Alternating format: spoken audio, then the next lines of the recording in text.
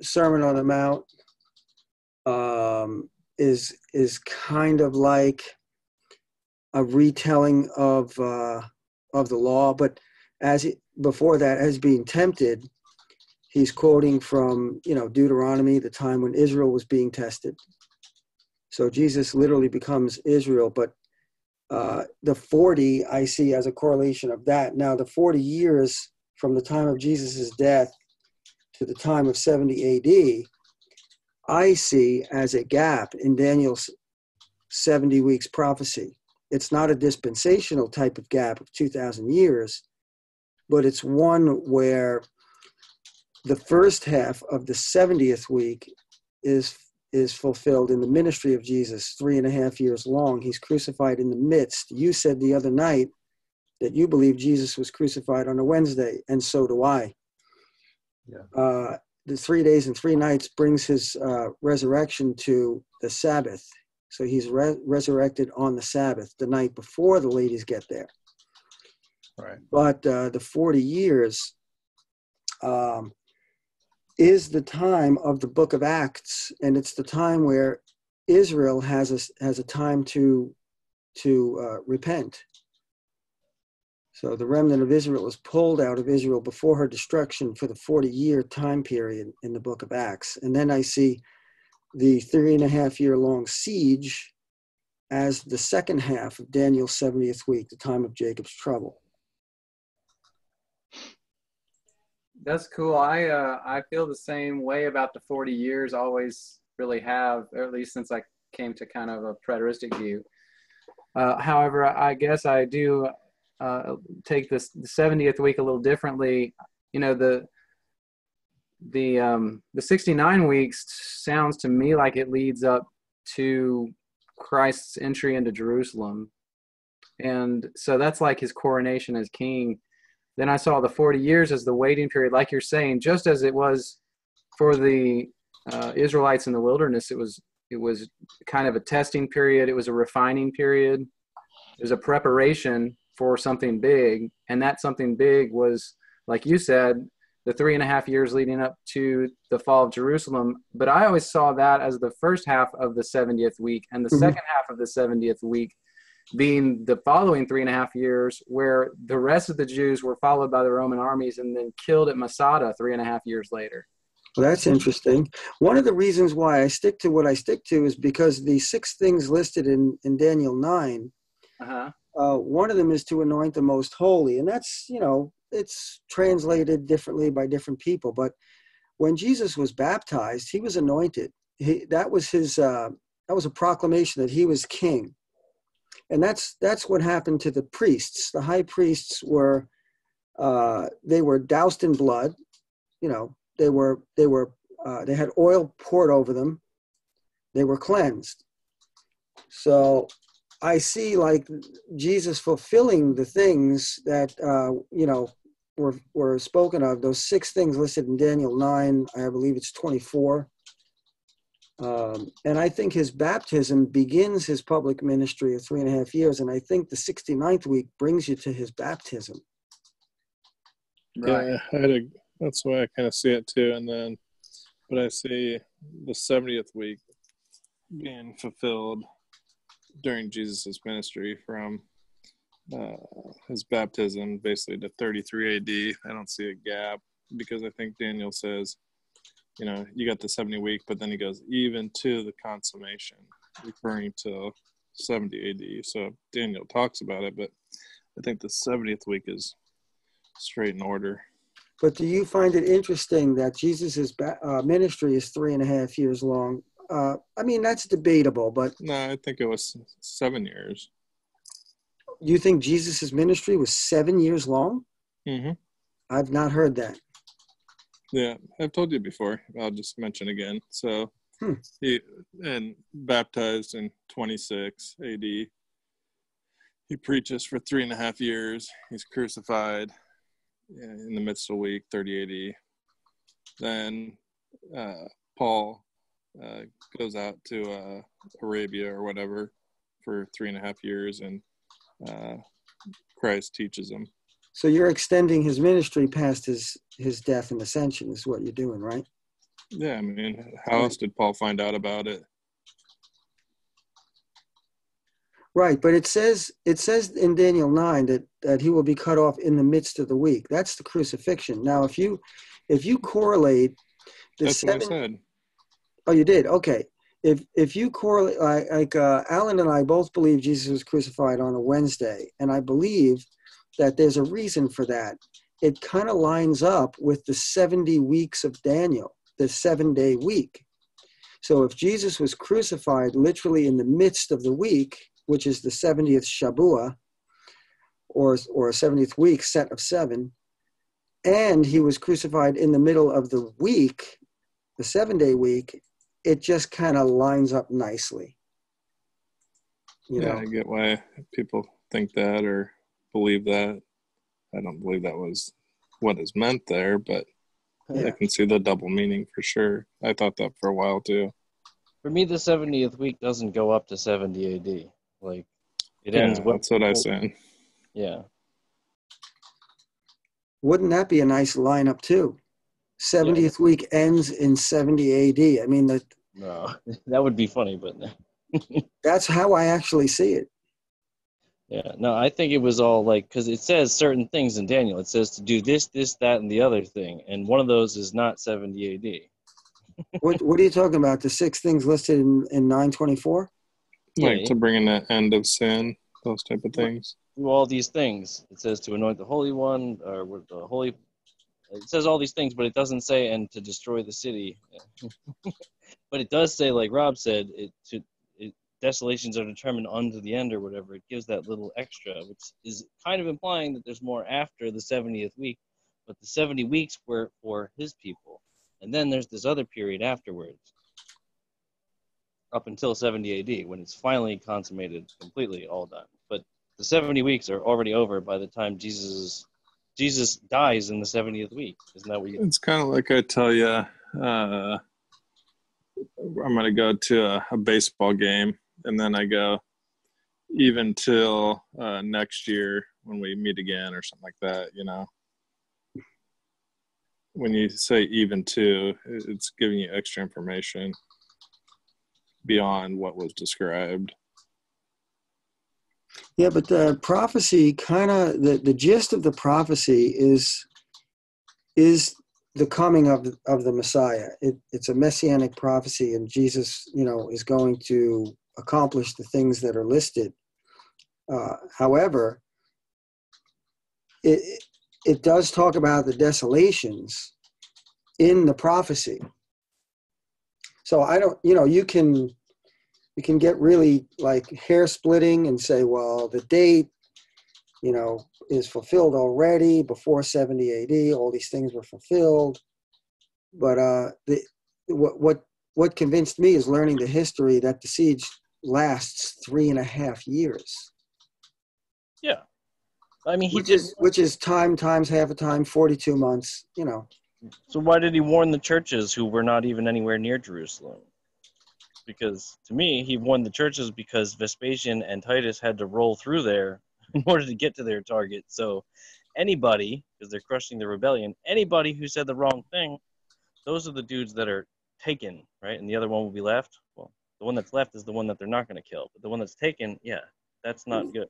Yeah, but think about you know, when Gabriel answers the question of Daniel, what's going to come about my people? Yeah, to your people. The technical end of Israel is 70 AD. The genealogical records are destroyed. The temple's destroyed. The nation is done. Mm-hmm. Right? So it would seem logical to me that the end of the 70th week, if that's the time allotted for Israel, then when Israel is destroyed is the end of the 70th week. That's not what the prophecy says. It says all these other things. It doesn't say like to the end all these. Like, yeah, I think you're mixing Daniel 9 and Daniel 7. Why don't we read it? Go for it. Let's go to the videotape. Cut to commercial. Yeah. Albert needs to put some ads on. Yeah, let me get on that. What kind of ads should I put? Like buy the King James version because it's the only version. Well, I'm sure Right. church ads would probably work really well. Oh, wait, I don't think so. That was a joke, by the way. I wasn't serious. So was I. But yeah, let's where do we want to start? Daniel 7 or Daniel 9? Whatever is the problem that we're having. Probably 9. 9 what? I think it starts at what, 20 or something like that.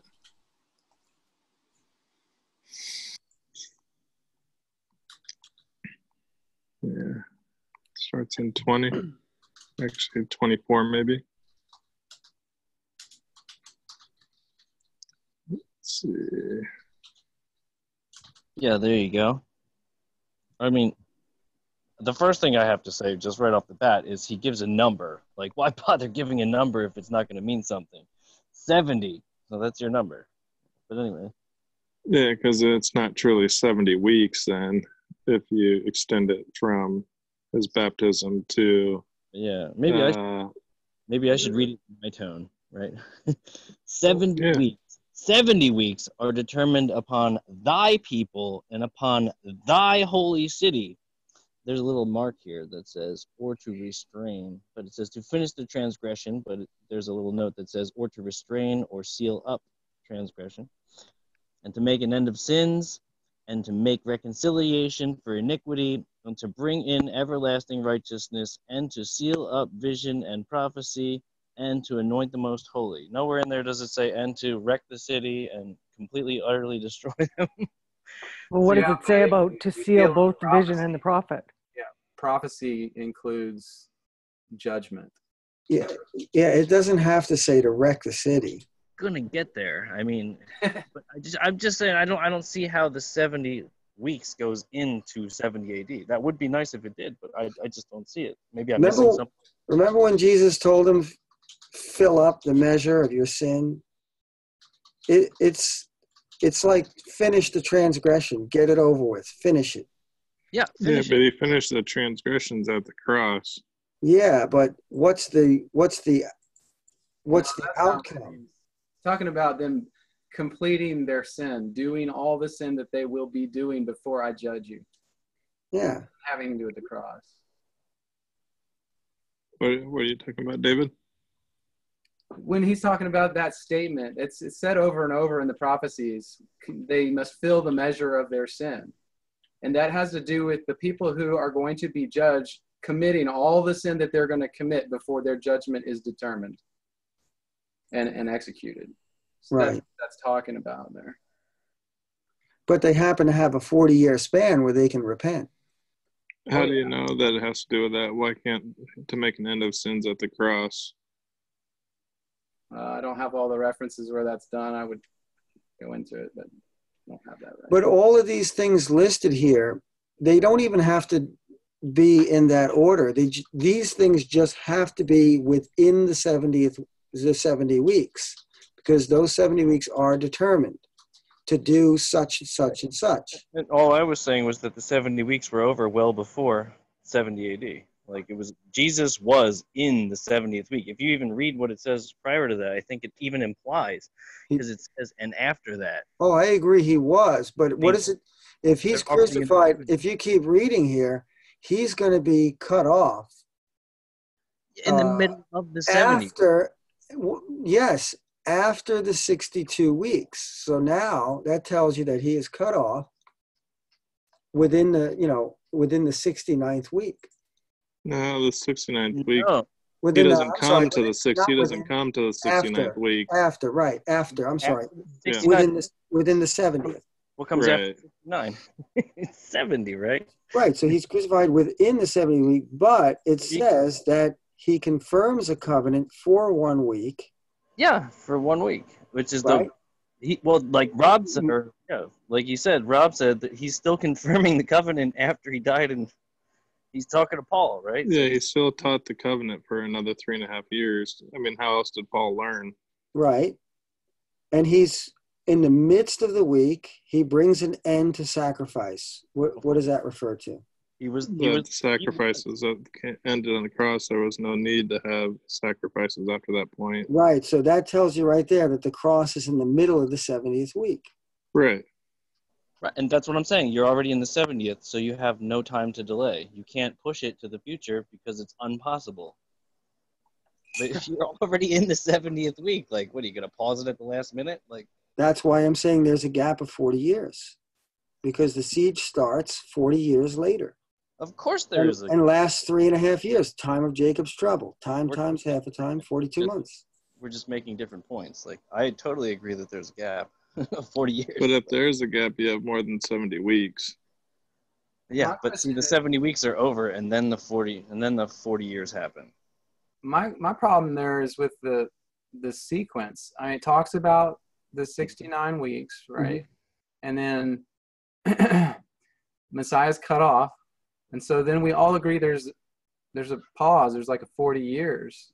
And then to me, it's like the flood and the prince that comes to destroy the city and the sanctuary, that all has to do with the Roman army. All of it. The deluge, for sure.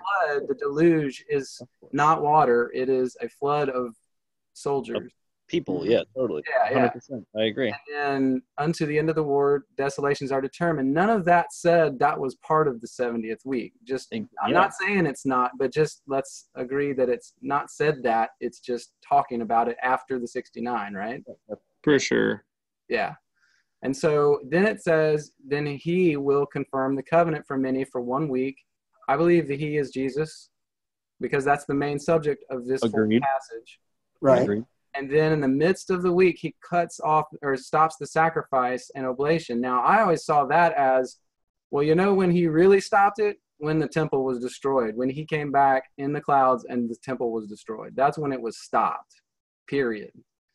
To me. Now, there could be... I've thought of it both ways before. Yeah, because you could make an argument that, because I've seen it in Josephus, that the actual daily sacrifices stopped well before 70. So here nor there, I don't know all of the detail of that, but just because think about this for a moment. So it's like, it sounds like, because it says the covenant, he's actually talking about the Old Testament law. Think about this for a moment, though. Okay, so if we just keep on reading that, he shall cause the sacrifice and oblation to cease. Let's just say that's 70 AD, just for sake of argument or thinking. And for the overspreading of abominations, he shall make it desolate. So does he make it desolate after 70 AD? That doesn't make sense. Even to the consummation. No, is that after 70 AD? That doesn't make sense. If it says he'll confirm a covenant with many, I want to comment on this one because this one is really important. It speaks of the Abrahamic covenant, but if he's going to confirm the covenant in the midst of the week, if that's the cross, so there's one thing that takes place, and then it says, he shall bring an end to sacrifice. Let's say that's the cross, where sacrifices are no longer efficacious because of the cross, the once for all, like Hebrews talks about sacrifice. But then it says, and it's almost like, and then, even until the consummation, which is determined. What's been determined? It's the destruction. Right. Like David said. But the thing that gets me is that the thing that tells me that he shall confirm a covenant with many is the cross in the middle of the week, is the Abrahamic covenant. Because this resembles, if you remember the Abrahamic covenant, he's told he's going to be the father of many nations. He's given the sign of circumcision. And then to make the covenant, God puts Abraham to sleep. A horror of darkness, the King James says, falls upon the whole place. The animals are cut in two. The smoking fire pot goes between. This is the cross. This is why there's two men on the sides of Jesus, just like the two pieces of flesh. The smoking fire pot is now Christ himself, and there's a darkness over the crucifixion. So what's Jesus doing on the cross? He's confirming the covenant made to Abraham, and it says literally right here, the covenant with many. And that's what Abraham was told, to be the father of many nations. So Romans 15:8 says, that Jesus has become a minister to the circumcision to confirm the promises made to the fathers. When does he confirm the covenant? On the cross, just like Daniel says. When is the confirmation of it? In the midst of the week. See, it all lines up together with the timing where Jesus is confirming the covenant made with Abraham. Now, he doesn't inaugurate that covenant for another, at the day of Pentecost, really, because the day of Pentecost is where you go from flesh to spirit. It's the giving of the Spirit, which was represented by circumcision, the cutting off of the flesh. One of the reasons why it says Jesus here is cut off. Jesus came in the flesh and he was cut off, but not for himself. This is to bring in the age of the Spirit, So I see the confirmation of the covenant on the cross. And it's where Jesus reconciles the Jew and the Gentile together, which is what the two thieves represent. They represent Jew and Gentile. One's mocking him, one's saying, remember me when you come into your kingdom. If you follow their language, they're representative of Jew and Gentile, which is what the New Testament teaches, that he's reconciled, he makes peace between the two on the cross. So I can't help but think that this confirmation of the covenant is right there in the midst of the 70th week, which is the end of a 3.5-year period. That has to be the first half of the 70th week. And so just to confirm what you're saying, you say that first half of the week was till his crucifixion, and then the second half of the week didn't occur till 67 to 70? That's what, that's my theory. Okay. How does the 3.5-year destruction relate to the splitting with the Abraham covenant? I'm not seeing the correlation. It's related, but it's not directly related because Jesus confirms the covenant. He confirms the covenant, the Abrahamic covenant, on the cross. It's the cross that facilitates Abraham, who actually represents God the Father, Abba, Abraham, the father of many nations. So God becomes the father of many nations through Christ. How does he do it? On the cross, when Christ reconciles Jew and Gentile together and annihilates the law, which is the middle wall of partition, separating the two. That's done on the cross. The whole prophecy is about the cross, but it's also about the end of Israel, because 70 weeks are determined for your people, Daniel. That your people are Israel. They have 70 weeks. Israel did not end at the cross. No, but the 70 weeks were determined. After that, you can still have them still being there. Right, but you can't take the period. You can't start with Jesus' baptism and then go to 70 AD and have 7 years. You have a 40-year time period in between there. The 40-year time period is, again, not part of the 70 weeks. Right. It's a pause. It's a literal time of. What would you call that time? Maybe. It doesn't say 70 weeks to the end of time or anything. How long was Abraham traveling? That I don't know. Gotcha. The way I see it, the way I see it is, I see it as 70 weeks continuous. There's no gap, and how I look at it is the very first line where it says 70 weeks are determined for your people. I believe that's the ministry of Jesus Christ from the beginning, from his baptism to Pentecost, is 70 weeks. I believe his ministry was 70 weeks. And then it goes to tell you now, how long is it till the Messiah? And it's going to be 7 weeks and 62 weeks, so 69 weeks of Jubilees. But once you get to the Messiah, it goes back to his 70-week ministry. And it says after 62 weeks, which is 62 weeks, that takes you from his baptism. If he has a 70-week ministry, it takes you exactly to Passover week. and he's cut off in the midst of the week. And that's the week he's going to confirm the covenant. And the end of the 70 weeks takes you exactly to Pentecost. But wouldn't that place the destruction of Jerusalem past the allotted time for Israel's history? Well, this is not telling you that Israel's history. I don't believe it's telling you Israel's history is going to be over after 70 weeks. But I believe it's talking about the ministry of Jesus Christ and all that he accomplished, because the focus here is Jesus, not Israel. Oh, I agree. It's Jesus. The whole prophecy is about Jesus, but it also is about the destruction of Israel itself, which is and that's why he says in verse 26, and people of the prince that shall come shall destroy the city and the sanctuary. Right. It doesn't put a time frame on that. It just lets you know that that's going to happen. That's the end. The end thereof shall be with blood. I've got a quick question for you then, Alan. Do you think Jesus' ministry was only like a year and then some? Yeah, I've seen people dissect the Gospels and really cut it down really nicely.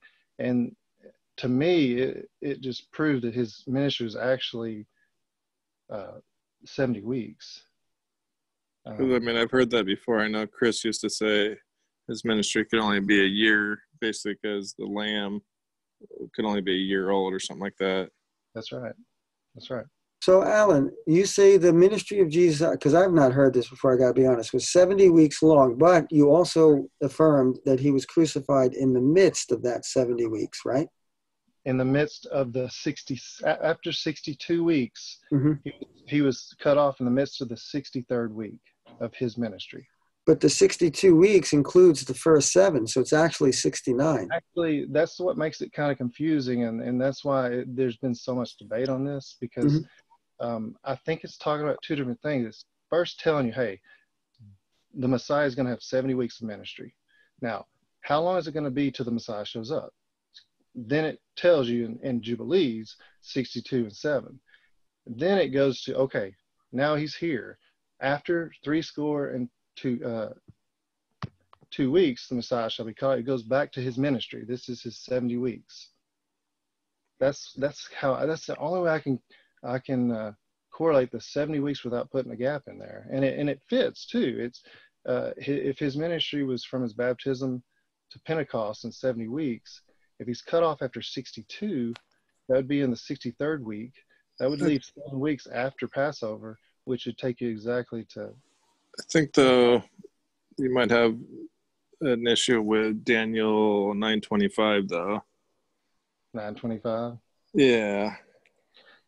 Yeah, that's what again, that's why it's going to be hard to prove either way. It's just I feel most comfortable seeing it that way. I'm just saying, like, because it says, "Know therefore and understand, go forth from the commandment to restore and build Jerusalem. The Messiah Prince shall be 7 weeks, right, and 62 weeks. So that would be 69 weeks. So 69 weeks from the commandment to restore and build.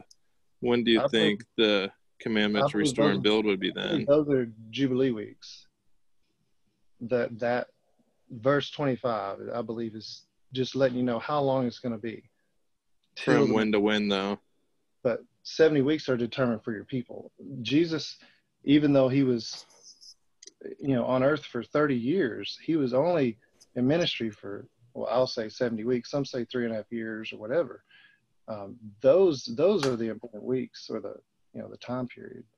So I don't know. That's the only way I can just, because I don't see a gap. It just doesn't make sense to me how he worded it. Do you have the first part of Daniel 9:25 being in 458 BC, 464 BC? Are you familiar with that at all? Yeah. So if you have that being 69 weeks, and then after 62 weeks, so basically you have like 69 weeks up to Jesus, and then you have another 70 weeks from that point. Is that what you're doing? Yeah, but okay. When I get to the 70 weeks of Jesus's ministry, those are actual weeks. Gotcha. Day, So where's 120 days.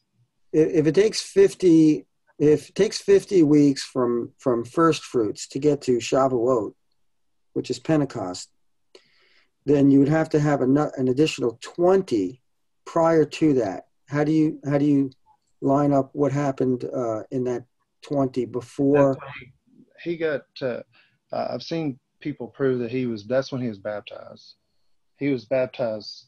All right, so let me get this straight. You're saying that from Jesus's baptism to Pentecost to first fruits. Well, let's break it down a little bit. So the baptism to first fruits, which is his resurrection, right, is 20 weeks. And that because we know that from first fruits to Pentecost, which is actually Shavuot, is 50, right? No, so I'm trying to understand. Well, because the 50 days, you're talking about 50 days? Well, yeah, I mean, okay. I'm getting confused now with days and weeks because this is a new theory. I've never heard this theory before. 70 weeks is an awful long time. What you're saying, like for Jesus's ministry. 490 days. Most people think it's 3.5 years, so it's much shorter than what most people think. No, I was curious too as to why you keep saying 70 weeks was the ministry. Can you just maybe expand on that? I believe when it says 70 weeks are determined for your people, it's talking about the time that Jesus is actually there. Right. And those are actual weeks. So 70 weeks is 490 days. So you're not counting it like from the time that from the going forth of the decree to restore Jerusalem. Yes, you're not starting. I'm counting that time. I'm saying that the 69 weeks mentioned in verse 25 has nothing to do with the 70 weeks of Jesus' ministry. That's what I'm saying. The 69 weeks mentioned in verse 25 right. is in Jubilee weeks.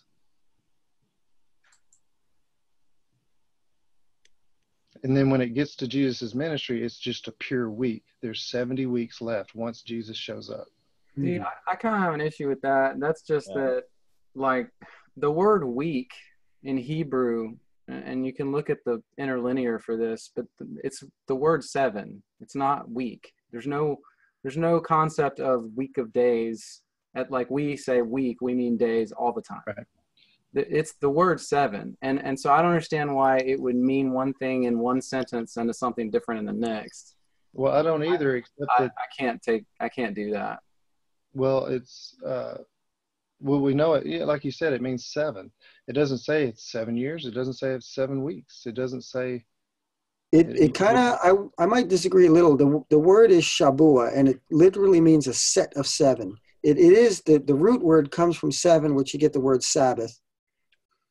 Right. And that's why Shavuot is the same word shav with ot.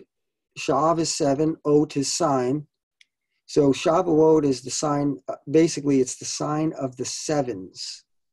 So you have from the day of first fruits, you count 49 days, and then the very next day is the day of Shavuot.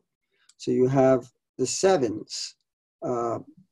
Plus the 1 day, but Shabua is set of 7s. So that I think most people, I think there's a pretty wide consensus on that the Shabua is 70 weeks of years. Mm-hmm. And the other thing was I agree. The problem I have with thinking of it as weeks of Jubilees is, well, for instance, most of the time that I've read about Jubilees was in the book of Jubilees, and I don't believe. I misspoke. I misspoke. Not Jubilees. They just talk about Jubilees. I misspoke. I misspoke on that. I meant weeks. Yeah. No, but I mean, I was curious. So you didn't mean Jubilees at all? Huh? Go ahead. I'm sorry, Bible scribe. Keep going. No. I think Alan was talking. Yeah, I did misspoke. I meant, I believe it's 69 weeks of weeks. Okay, weeks of years, right? Weeks of year, yeah, weeks of year. I keep messing that up. Weeks of years, yes. I believe it was 400. Yeah. Okay, 483 years. Yeah, I thought I had this straight in my mind, at least what I believed. Now I'm really confused. Well, I had accidentally said that the verse 25 was Jubilee weeks, but he corrected me, and I was wrong. misspoke. I actually meant that those are weeks of years. Uh-huh.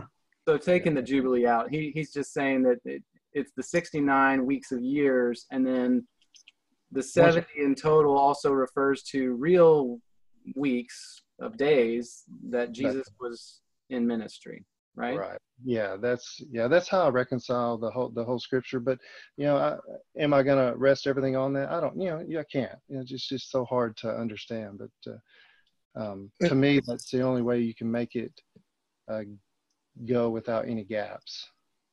Hey, Matthew, on verse 27, kind of back to what I was saying earlier, where it talks about sacrifice and oblation to cease. Right. If we say that that's 70 AD, just for consideration. Right. And for the overspreading of abomination, he shall make it desolate, even till the consummation. It doesn't make sense that would be 70 AD, does it? Because that would be happening after what it's talking about. You know what I mean? Well, listen, the translation is coming out very, very strange, no matter how you cut it. But if you know the history, and you know that there was, in fact, 40 years from the time of Jesus' crucifixion to the time of the Roman siege, which was, in fact, 3.5 years, you could read it as, in the midst of the week, he'll be crucified. We're all acknowledging that. We all know that was there. Right. Yeah. That's where, well, we're not all in agreement with that. But then it says, I think we all agree on that. And on the wing of abominations shall be one who makes desolate. That's a little obscure. On the one, it's the Roman armies. Yeah, no, I agree, but the wording is kind of obscure. You know what I mean? It had to fool the people at the time. Certain people were supposed to not get it. I mean, to me, it has to be 30 AD, because if we put that in 70 AD, then the things after doesn't make sense. How could there be poured on the desolate even till the consummation? If it was 70 AD, then you'd have another consummation after 70 AD. You know what I mean? Yeah. There's another translation of part of Daniel 9:27 that says, and for the overspreading of abominations shall be one who makes desolate. Now you could read that as, right, for the sins of Israel, he makes it desolate. But in other words, because of their sin. What they were doing, though, is like Jesus already put an end to the sacrificial system. So anytime after that you're going to continue to do the sacrifice, you're actually being abominable. You're doing exactly the opposite of what you were just told. Right. Like, he took it away. You don't have to do that anymore. Yes, there are people in the world who can still continue to do that, but those are the losers. Those are the guys that are going to go down in the flames.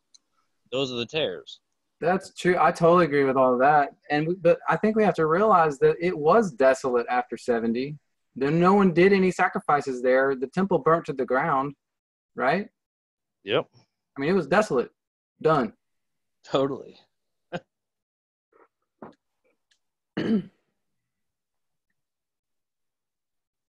What was the story about from 30 AD to 70? I don't know if Josephus said it. I can't remember, but talking about the ribbon that normally would be white, crimson white, white, but it was always come back crimson. And that was the first time that they had seen that, and it did it for exactly from 30 up to the destruction. Right. Mm-hmm. A lot of strange occurrences. A lot of amazing, and it was God saying, I'm not honoring anything you're doing. If their sin had been covered, it would turn white. That's right. Yeah. That's right. But because I don't know if that's biblical. That's a Jewish, like I've never read that in the Bible. No, I think it's definitely a Jewish or thing. I've heard it somewhere. I can't. Mm-hmm. But that's interesting. That.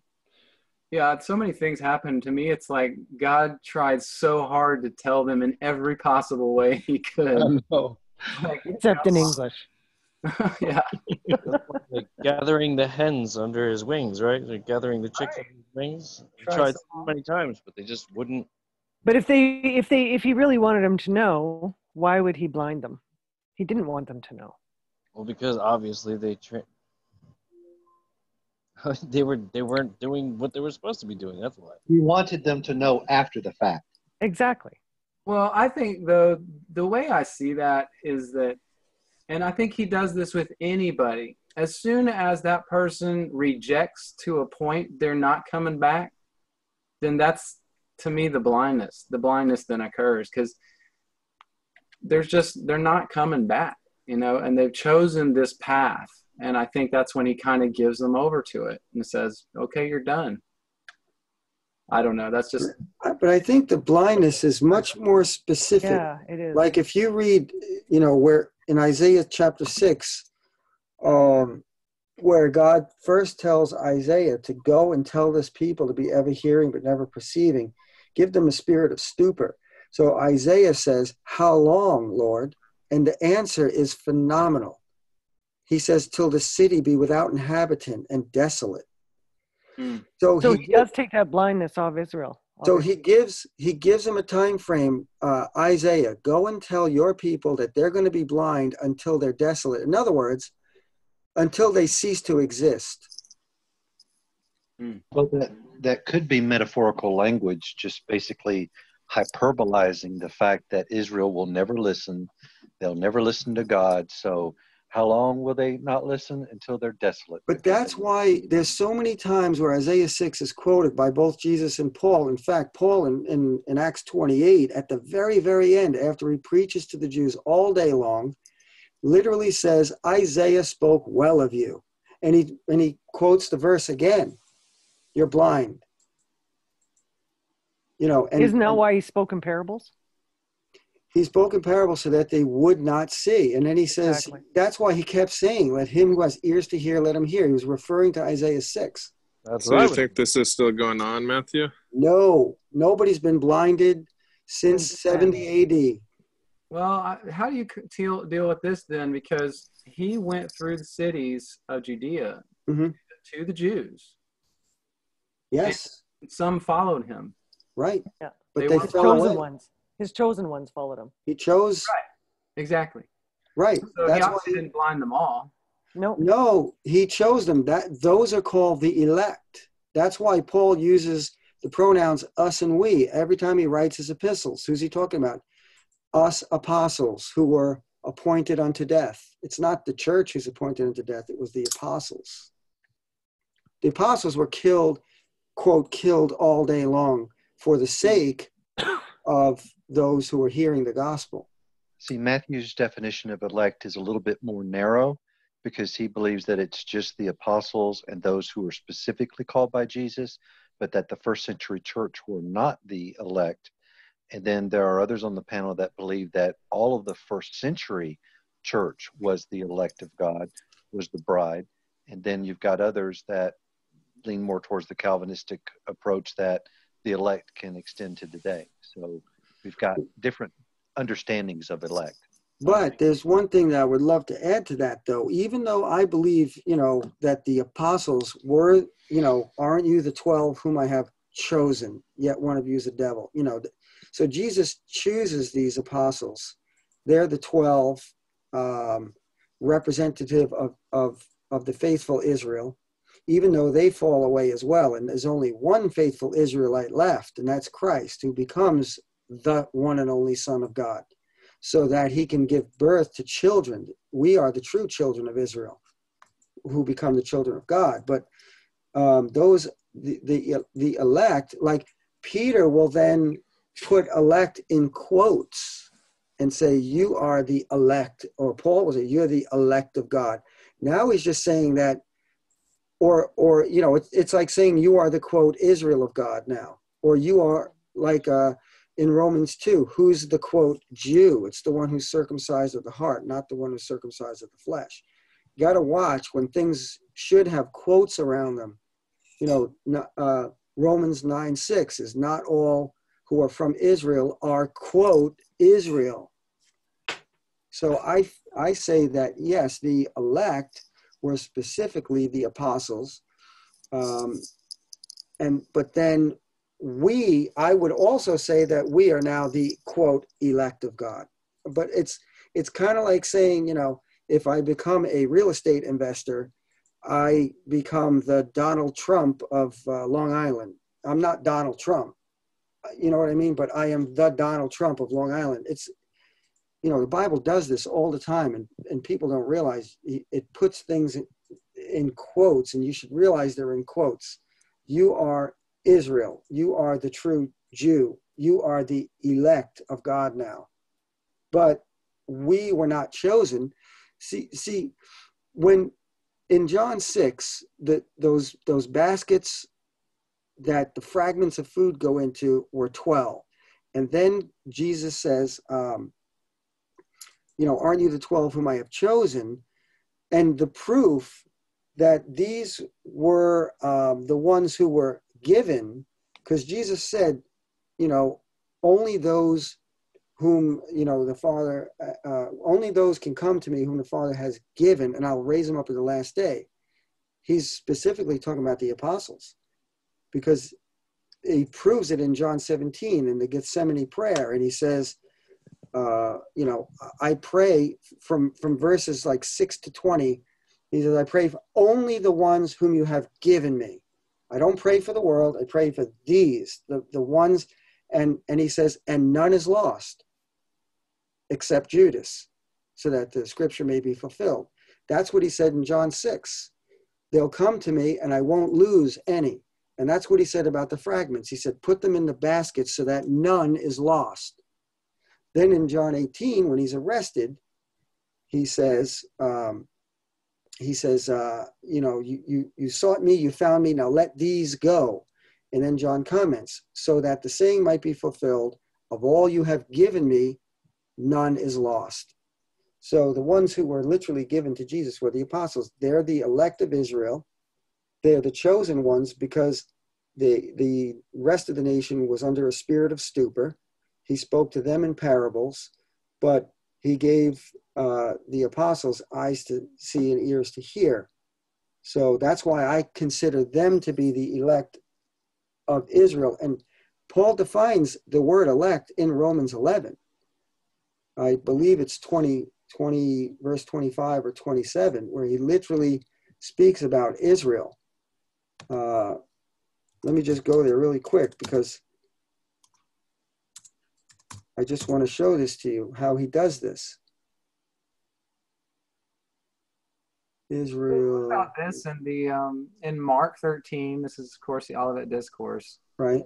Which we know from history that not just the apostles followed these instructions, but he's talking about when you see the abomination of desolation. We know from John that's the Roman armies coming into the city.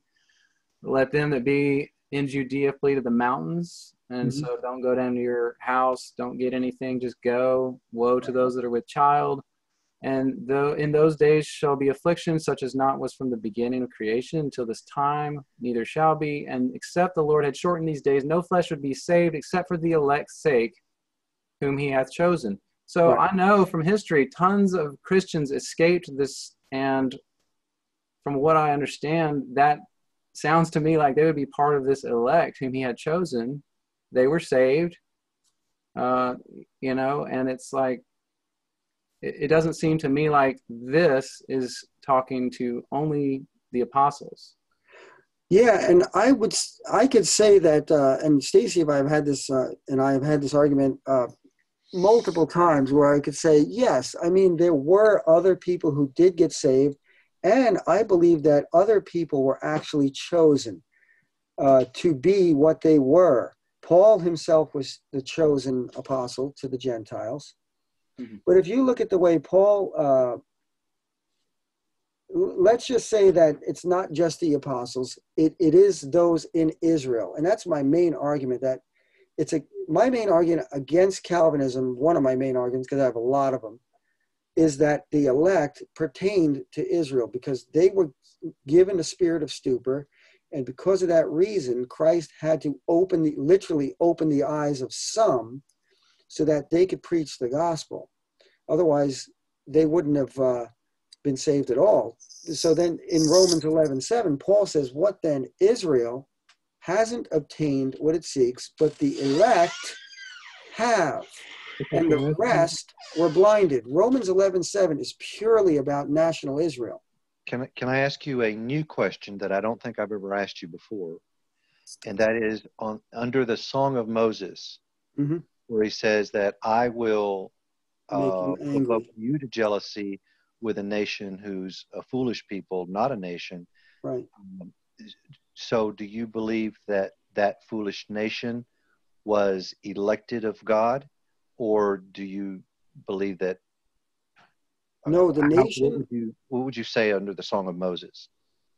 Well, the Song of Moses is What's their election in the Song of Moses with yeah, the non-Jewish, the, non-Israel? right. The Song of Moses. Well, we've talked about this before, but the Song of Moses literally is prophesied in the parable of the prodigal son, because the older son represents Israel, and he gets angry, he gets jealous, he doesn't want to rejoice with the younger son who was lost but is found, who represents Gentiles. So Jesus tells the story of how there's going to be a shift. And then what happens in Acts, when Paul is preaching to Antioch of Pisidia, he goes back the second week, the Gentiles all hear, and what happens with the Jews? They get angry and jealous. So what the Song of Moses is literally being fulfilled, because Jews are getting angry and jealous, just like God told them in Deuteronomy. Who are they getting angry and jealous by? Gentiles. Because Gentiles are the holy nation, the royal priesthood. They're the nation that was they're the foolish nation that would get saved. This is thematic. You can't say, I'm Right. not saying that all Mhm. Gentiles get saved and all Jews Sure. get angry. Sure. So if it's thematic, then could you at least entertain the idea that election could be more corporate versus what you're dead set against is individual? I would say what God elected to happen was that Gentiles in general would hear the gospel and get saved. Were some of the Gentiles literally picked and chosen in the beginning? Could be. Peter was sent to Cornelius to preach the gospel. Cornelius, even though he was a God-fearer, God heard his prayers, maybe Cornelius was chosen for a purpose. And I have no trouble with that. What I have trouble with is saying that everybody who ever gets saved, especially after 70 AD, is literally chosen by God. That's where I have a Calvinistic issue.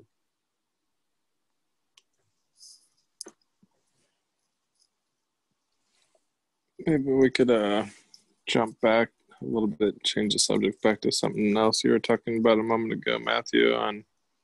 I just wonder if you could give me your interpretation or take, or if you don't have an idea, that's fine too. But you were talking about Isaiah 6. I think it's the last two verses. I'm just trying to go back there real quick.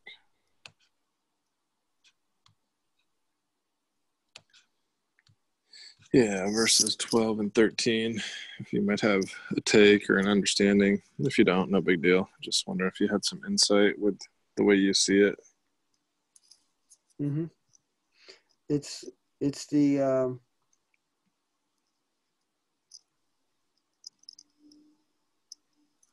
it's the continuation of the answer of Isaiah's question to the Lord, how long?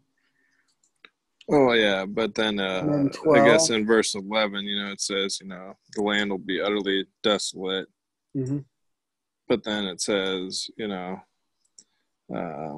12, and the Lord have removed men far away, and there be a great forsaking in the midst of the land. So, I'm thinking this is, desolation in 70 AD. But then it says, but yet in it shall be a tenth, and it shall return, and shall be eaten, and a teal tree, and his oak, whose substance is in it, when they cast their leaves, so the holy seed shall be the substance thereof.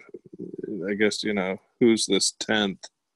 Because it seems like you're saying Israel was totally divorced, but it seems to be there's some type of remnant. Yeah, I honestly don't know what to make of that, but we should look into that. Anybody else have an idea? A tenth will be in it and will return and be for consuming. They're going to be consumed as well, it says. Remember, the prophecies say that there'll be no stump or root. I don't know where that prophecy is, but But You know, Amos says the end of my people Israel has come, the end. You know, but I think maybe it's just like doing that same thing like Revelation does. It's going back telling the story again, maybe. Like a reiteration. Yeah.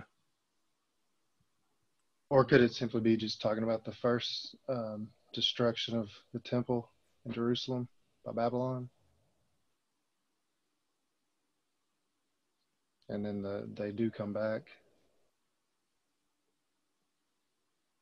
I don't know. I know Isaiah wrote this, before the destruction. See, I think this Isaiah 6 is really about see, it's I could sum up the Bible, and I know Alan, you said we don't want to make the Bible like too simple, and the Bible isn't simple. There's like so much deep stuff in it. It's insane. I don't think any of us have ever scratched the surface, but the whole thing is basically about the coming change of the new covenant, of the old covenant to the new, and the doing away of the old covenant. And here you have like, I saw the Lord sitting on a throne high and lifted up, and the train of his robe fills the temple. I mean, this is like, Jesus says in John 12, when I am lifted up, I will draw all men unto me. He's literally quoting Isaiah 6 again. And it actually says in John 12 that it's the reason Israel couldn't believe, because of what Isaiah said. So this whole thing is about the coming of the new covenant, I believe. But in order for that to happen, the old covenant has to be done away with. And the people of the old covenant, is why Paul teaches, if them of the law be heirs, faith is made void, and the promise of none effect. So those of the law have to be done away. Cast out the bondwoman and her son, for they will never inherit the promise. The Old Testament, the law, the whole thing has to be thrown out. I think this is what Jesus meant whenever he said, like to the rich young ruler, sell everything you own, give it to the poor, and then come follow me. It wasn't about money. It was about, you've kept the law since you're a boy. Well, guess what? You got to get rid of that whole thing. You can't take old wine and put it into new wineskins. The whole thing is a metaphor for, you got to scrap everything you guys know. You got to give up land, wives. This, if he has to hate his family. It doesn't mean that. It means you got to give up what you know in order to go into the new covenant. I think that's what the whole Bible's about. But I think Isaiah 6 is about that too.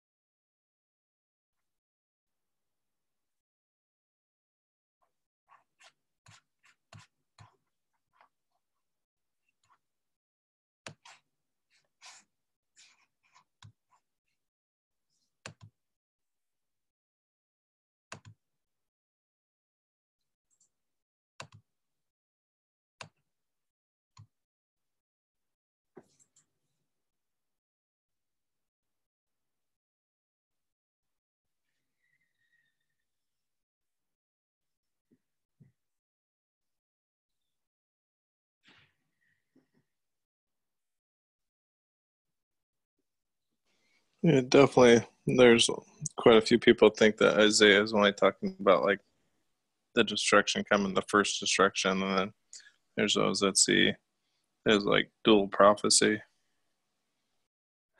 Right, but you got to remember that Paul brings this up in Romans 11. He talks about the blindness, and he says blindness in part has happened to Israel until the fullness of the Gentiles be come in. But a lot of people have different takes on what the fullness of the Gentiles means. But if you couple it with what is said in Luke, Jerusalem will be trodden down by the Gentiles until the times of the Gentiles be fulfilled. You put it all together, and what you have is the blindness of Israel ending when the troddening down of Jerusalem takes place. And it all fits together with Isaiah 6. So now, how can you have, if the people can't be blinded anymore if they cease to exist, so Israel's blindness ends according to Isaiah 6 and what Paul writes in Romans 11 at the desolation. So Isaiah 6 must be about the 70 AD,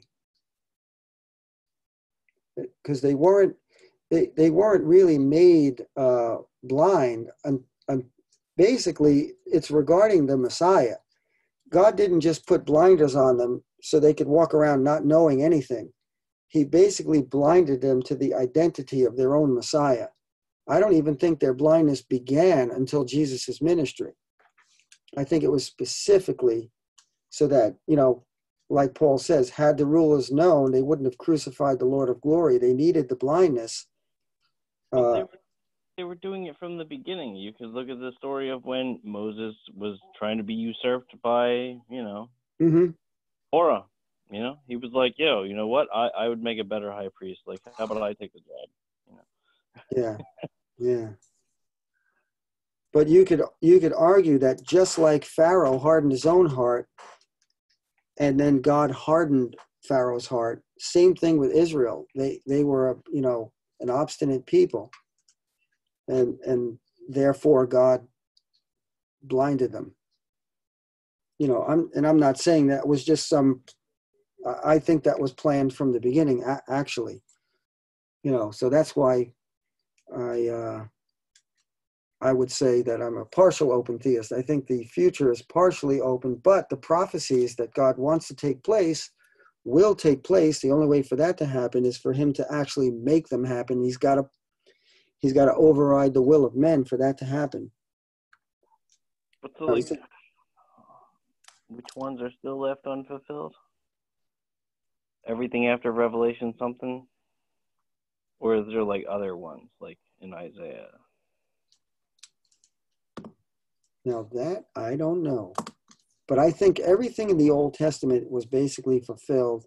The only thing, as a partial preterist, that I would say is not fulfilled is the bodily resurrection at the literal second coming. I don't know, you guys would disagree with that?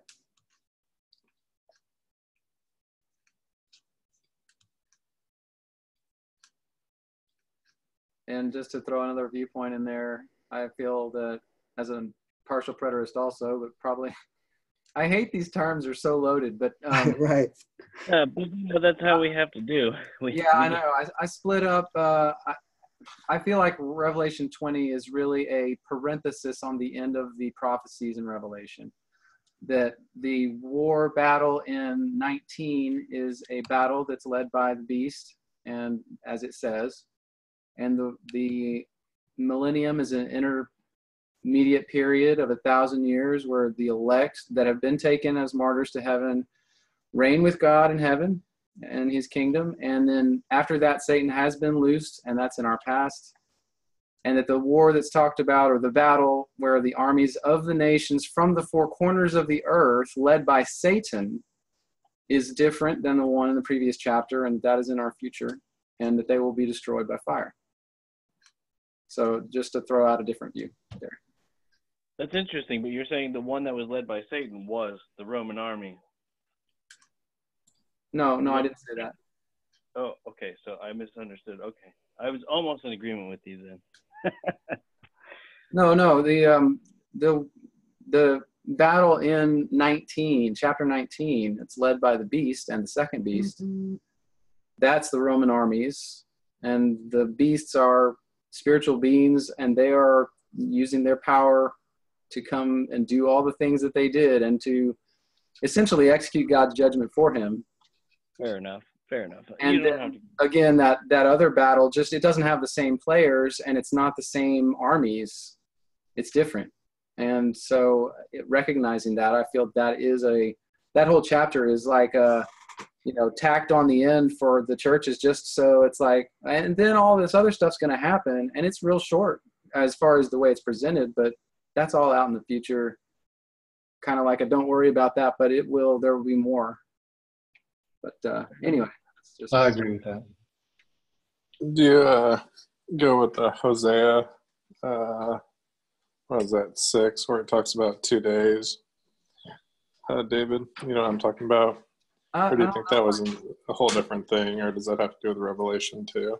I'm not sure exactly. I can't bring to mind what that passage is, but I would guess that it's all been fulfilled. I feel like most of the Old Testament, it all pretty much has to be fulfilled because Christ said that's what he came to fulfill. It's all the law and the prophets. And at that time, that's what that was. It was the Old Testament. Hosea had already been written, and that was part of that corpus he was talking about. So David, do you believe? I'm sorry. Do you believe that the resurrection has occurred, or that there's more than one? I believe that I guess there's more than one, although I hesitate to say that just because of, again, baggage that brings. What does that bring? I wouldn't say there's 2 corporate resurrections. I think there was a corporate resurrection at 70 AD. And that resurrection had to do with those in Hades that had been there since Adam. And they were all taken to be a part of his kingdom. The righteous were taken to be a part of his kingdom. And so that's, to me, what most people think is the rapture, and it's not. It's a resurrection. And then I think that we all will experience a resurrection, quote unquote. When we die, we are going to be ushered into the kingdom. We're not going to wait in Hades again like all that happened before Christ came. So as individually, not corporate. Right. At the end of time. Okay. Yes. Yeah, I don't see a big fat resurrection at the end of time. Then, right? I'm sorry? You don't believe there was a rapture at the end of 70 AD? I mean, not a rapture. If you define the word right, no, I don't think there was human bodies flying off the earth. No. I believe that. No, I didn't mean rapture. I meant resurrection. Yes, I do. Okay. So you believe the Jews that were involved in 70 AD were resurrected? The ones that had died? Yes, but not to physical bodies. To spiritual bodies. Resurrection, the word in Greek, means rise up. That's all it means. It doesn't mean your spirit's gonna come back in your body, you're gonna walk around on earth. No, yeah. So yeah, to me, if we understand all those terms correctly, yes, there was a resurrection corporate then. And that was essentially the start of the kingdom, the first fruits. And for 1,000 years, both the 144,000 and all the Christians that came along in the 40 years prior to 70 reigned in heaven in white robes. And that was the millennium for the 1,000 years. All those things fit together to me pretty clearly in the prophecies. Well, I wish we could all see so clearly. Well, to me it seems clear. I don't know if I'm explaining it very good. It's amazing how many, how all of us have such different views.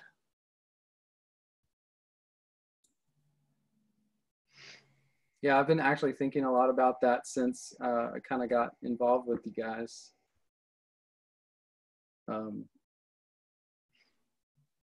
Maybe I'll say something about it, but I'm going to be careful because it's just I've been thinking about it. It's like there's so many views out there, so many, and such confusion. I don't know where that comes from, really. Well, I think we're all kind of on a journey to find the truth, right? And we're all at different stops along the way. That's where we're at. That's where I'm at. One thing that I was talking with a friend of mine about was my channel, my videos on my channel. It's like, I, as a teacher doing that, I don't know what is going to affect someone at what point and what point they are in their walk. I kind of got to rely on God to, number one, obviously preach the truth on there as best I can, but then for him to connect the people that need to see those videos and get that information at that time in their walk. Because some people depending on what place in their walk they are, or maturity level, they can hear something, but it has zero effect. Do you know what I'm saying?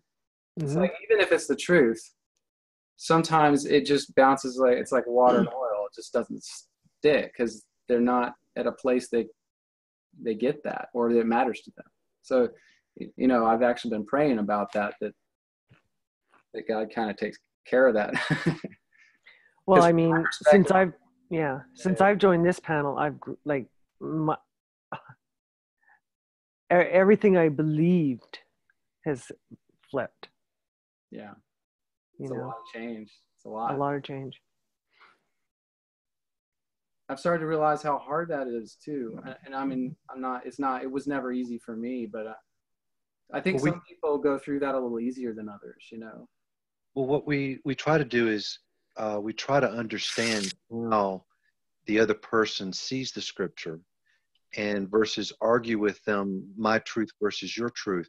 We try to look at it because it really saves a lot of time, because then you don't have to say, well, what about this scripture? What about this scripture? What about this scripture? Because if I understand your position correctly enough, then when I'm by myself and I'm reading something, I can say, oh, well, David would interpret it this way.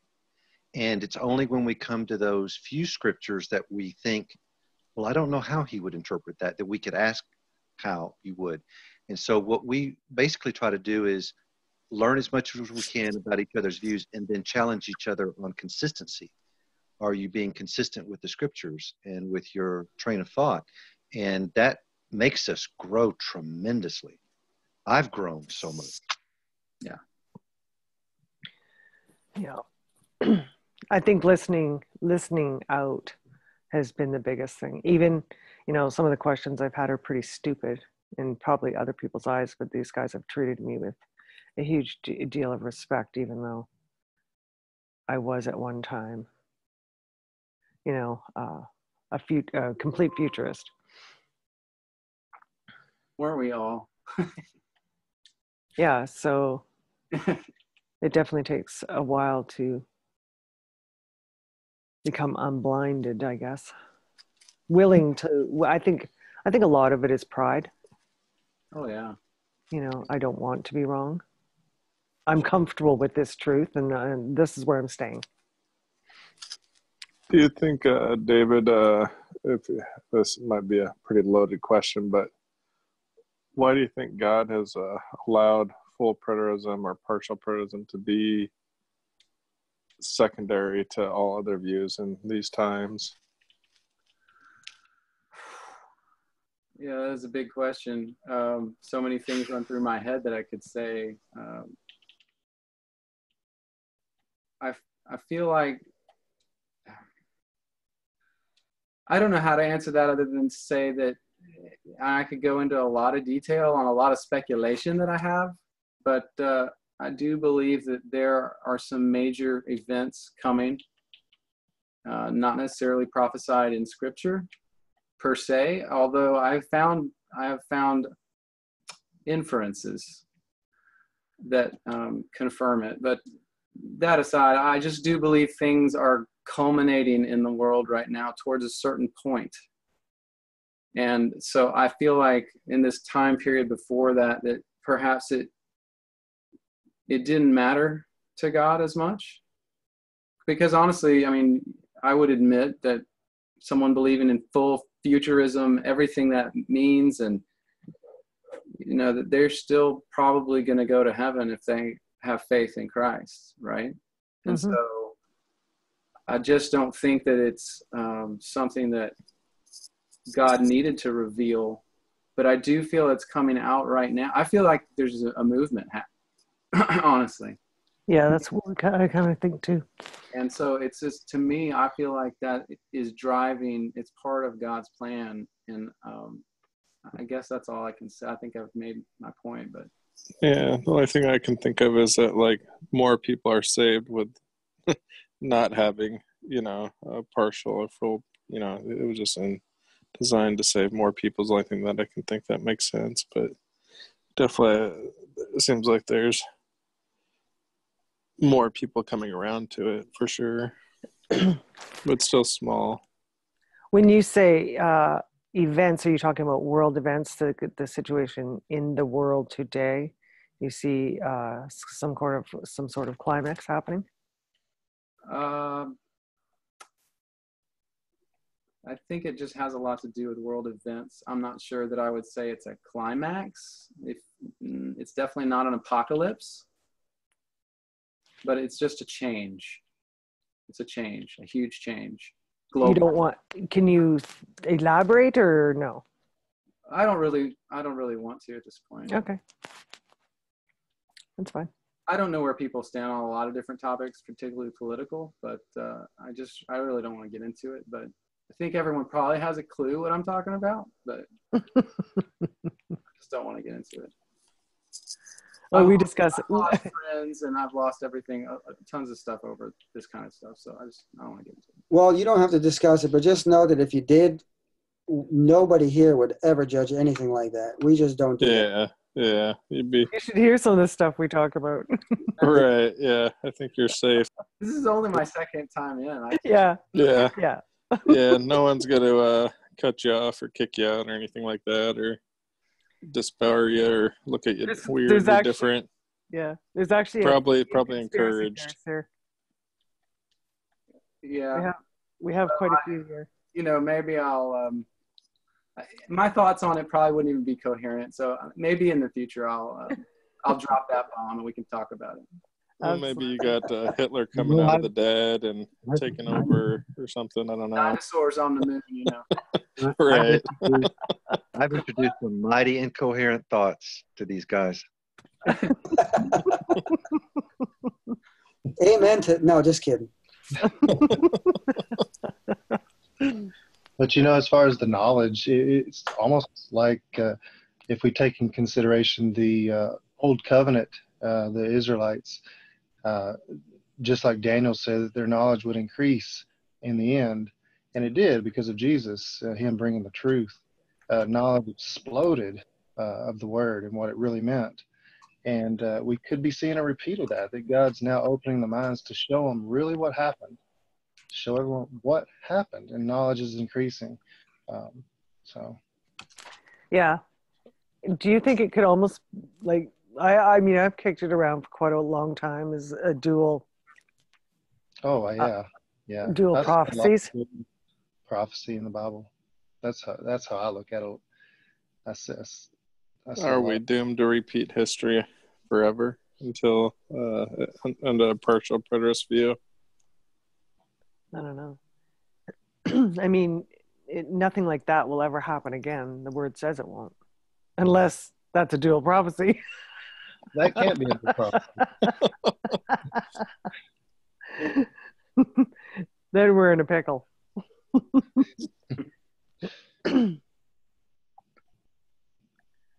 Yeah, a lot of times we talk about stuff like this when we're not recording. You know, like really in-depth stuff, although we have recorded a lot of stuff.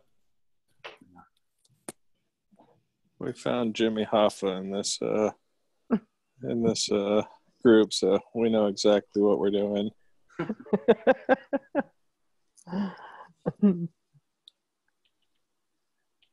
Eschatology is just a fascinating subject, isn't it?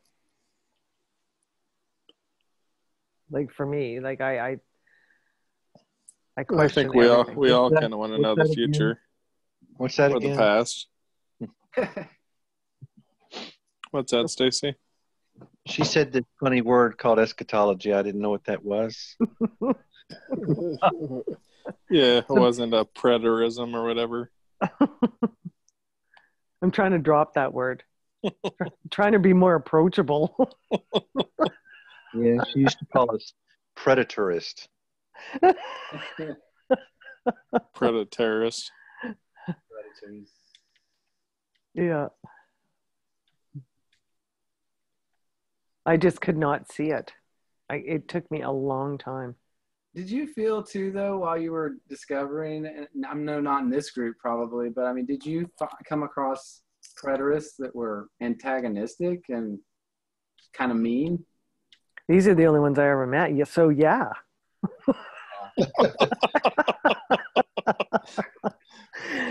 No, I've never.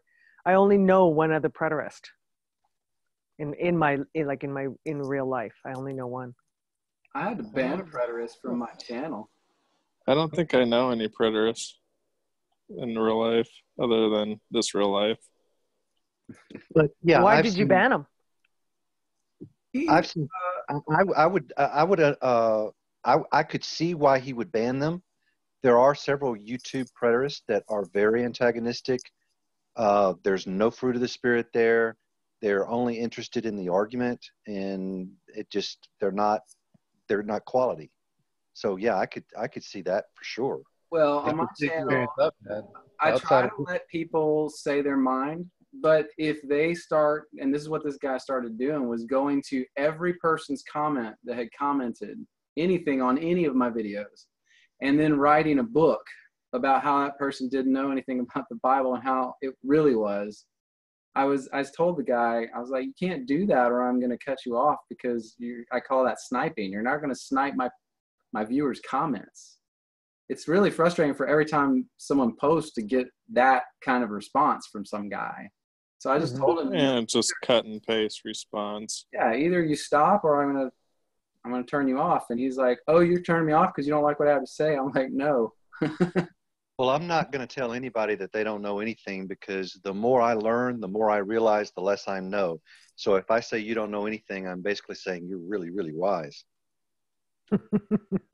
Don't get me started with the IO group. Oh, yeah, that's a pretty. I kind of like them. Okay.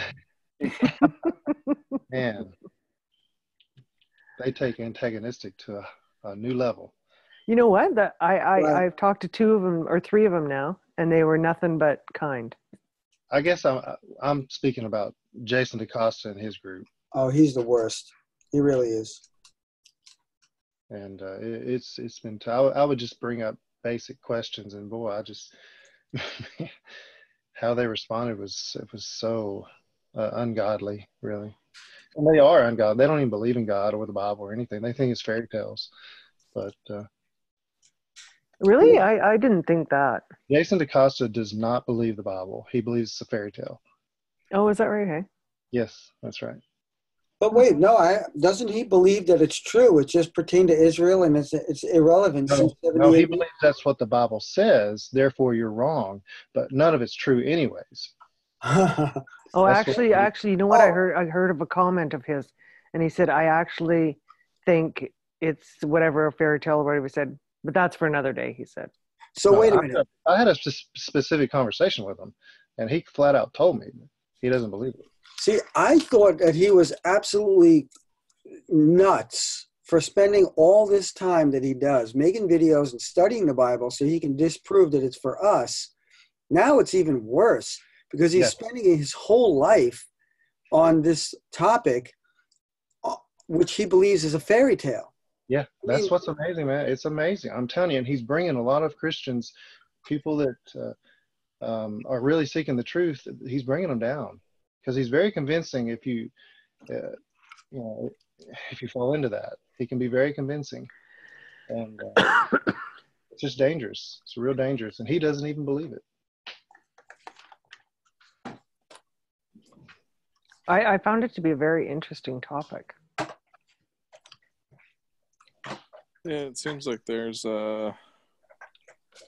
something to be gleaned from it, but how the true application is applied is difficult to discern.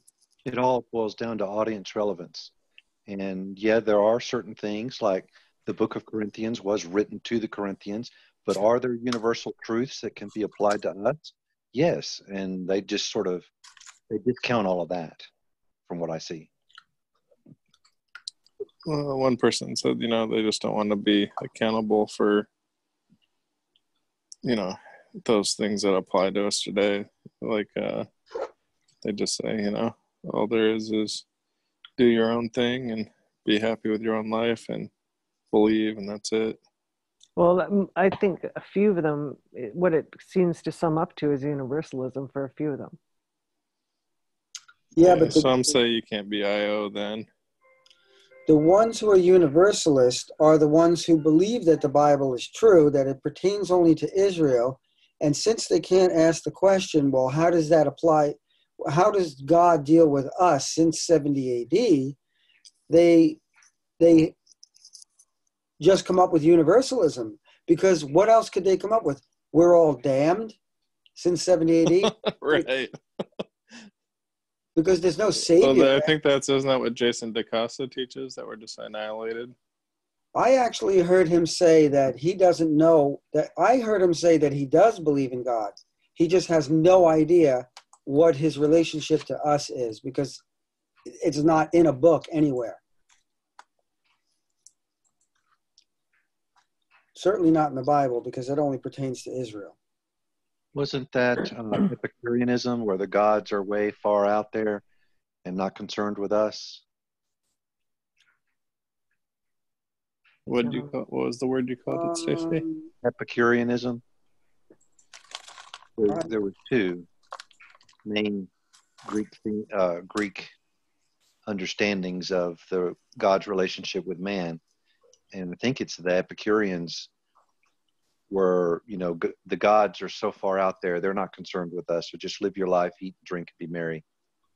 Like deism.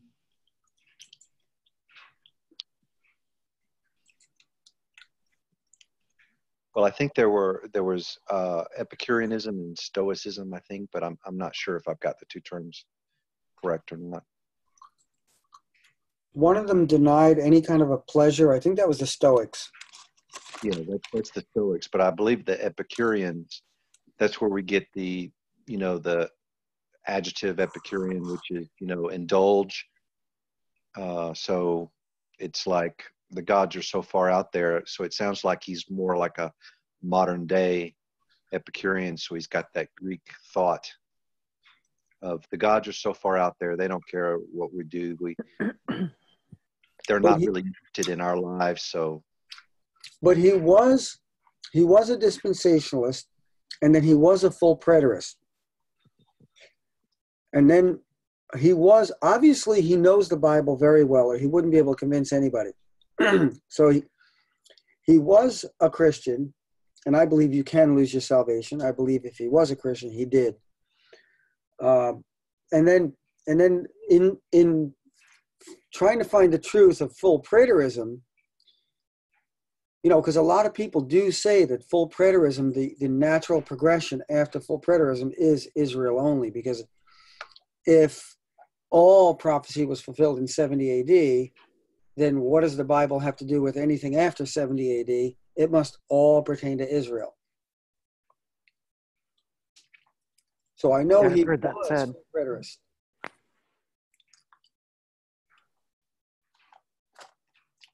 you tried to use that argument on us too, and it didn't work very well for you, did it?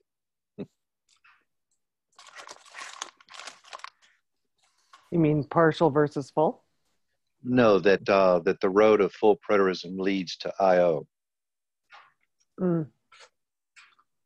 I did hear one of them say that, though. He said, well, if you're full preterist, what else is there? I just told the one guy, and he was really nice about it. I just said, this would be something I'd have to research for a long, long time, because you're giving up your salvation. You're denouncing Jesus Christ, because that's what they actually do. But denouncing Jesus Christ is just it's a result of what they believe. You know what I mean? Like, it's not that they sought to get rid of Jesus. I think that's ultimately really what it is you're looking for a way out. I don't know. I don't agree with that. I think that they are serious truth seekers, but what they're missing in the Bible is that mystery. If it was a mystery that Jew and Gentile would be co-heirs and of the same body, partakers of the same promise, if that was a mystery like Paul says it was, then everything you read in the prophecies will seem like it's for Israel only. But it's Paul who comes along and says, well, I used to think that Paul used to be Israel only. But there's not much written post 70 AD, right? But it doesn't matter, because Paul is writing to the new Gentile believers, and what the Israel only people do is they take the word Gentiles and Yeah. they say that it means the 10 northern tribes, which just doesn't work. But the main thing that they're missing is that it was a mystery that the Jew and the Gentile would be one new man in Christ. That was a mystery. And that's what Paul's writings are all about. The law had to be done away, and now there's one new man in Christ. There's no more law. You're the temple.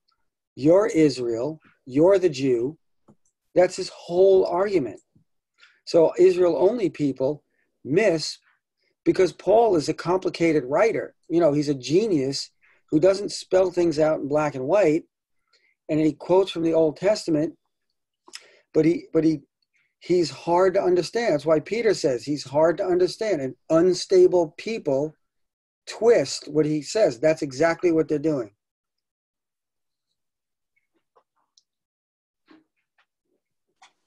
That's what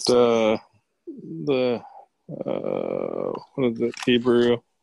What am I thinking here? Old Covenant.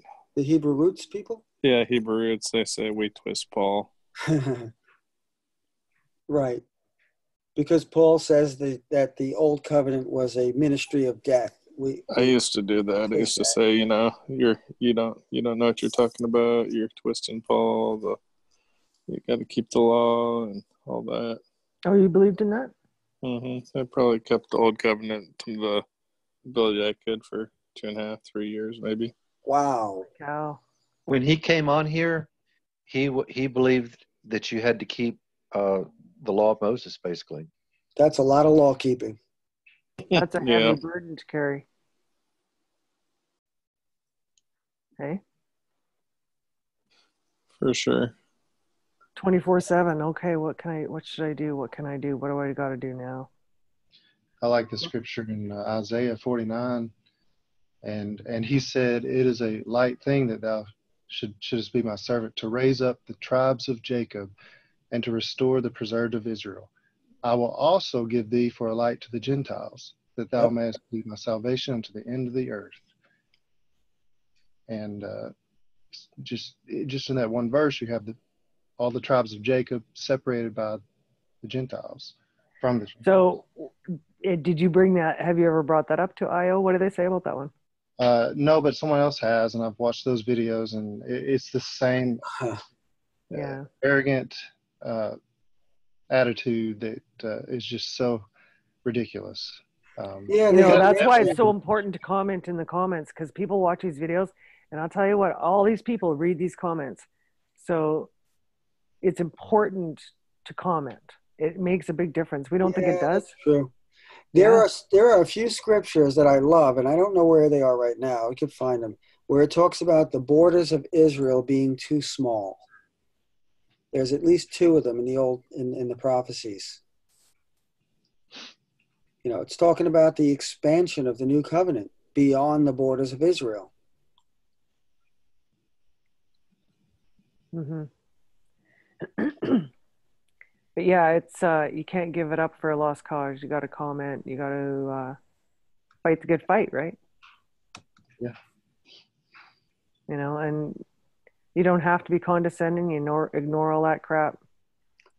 The thing about Jason DaCosta, and I've had debates with him in text on his channels, he is extremely confident, and he has a smug personality, and he really just has a way of arguing.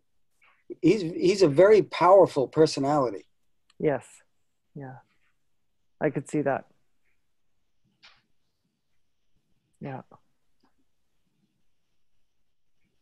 Sometimes it's when you're arguing with somebody that you feel, whether they do or not, but whether they feel, you feel they know more than you, sometimes it can be intimidating as well, especially if they're not listening to you.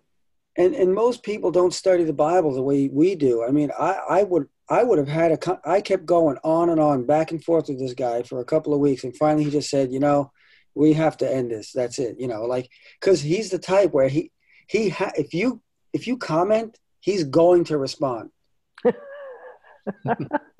He will not let it go. Yeah. And I kept going. I just would not let up. And finally, he stopped the conversation. But most people do not study the Bible like we do, and they fall prey to him. I think that when you comment, it has to be on one thing. You respond to whatever their question is, and then you have one question. Too many people, it gets so convoluted, you don't know what's going on. And then the really important question gets ignored or hidden, you know? And nobody answers it. Could you imagine how much time this guy spends? He makes all these videos, and then he reads all the comments, and then he answers. Like, what is he, independently wealthy? Could be. Does he have a job? Could be. It's Maybe baffling. that is his job. It's baffling to me. On a book that he doesn't even believe in. Yep. Yeah, that's kind of weird to me. Maybe he feels like he's giving other people freedom.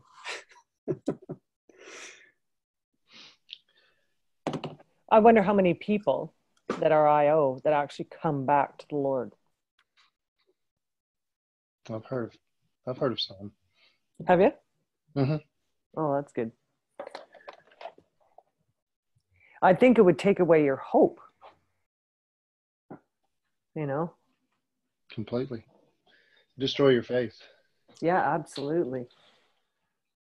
I could see that happening. I've also heard from multiple people. One was a Jewish rabbi, and one was a person who in the Hebrew roots, that the road to Hebrew roots leads to full on-out Judaism. And one rabbi said, "Don't worry about the Hebrew roots, guys. They'll be Jews soon enough."